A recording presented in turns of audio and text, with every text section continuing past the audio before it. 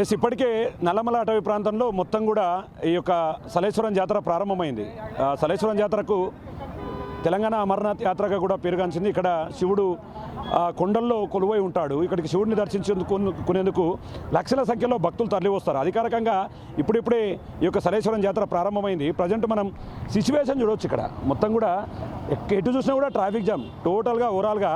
ఒకవైపు అటవీ శాఖ, మరోవైపు రెవెన్యూ శాఖ, పోలీసు శాఖ వీరంతా కూడా మల్ల గులాలు పడుతున్నారు వీళ్ళందరూ కూడా క్లియర్ చేయడానికి. అయినప్పటికీ ఇది సాధ్యపడడం లేదు. మొత్తంగా ఇటువైపు చూస్తే ఇదంతా కూడా అమరాబాద్ అటవీ ప్రాంతానికి సంబంధించి మన్ననూరు చెక్పోస్ట్ నుంచి ఇదంతా కూడా బారులు తిరింది. సుమారు కొన్ని కిలోమీటర్ల మేర కూడా ఇవంతా కూడా స్ట్రక్ అయిపోయాయి.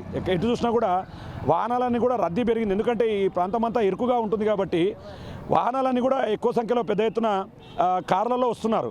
కాబట్టి ఇది మొత్తం ఇదంతా కూడా ఘాట్ సెక్షన్, అంటే మొత్తం కూడా ఇదంతా కూడా చాలా డిఫరెంట్గా ఉంటుంది రోడ్డు. కాబట్టి ఇదంతా కూడా చాలా ఇబ్బందికరంగా మారుతుంది.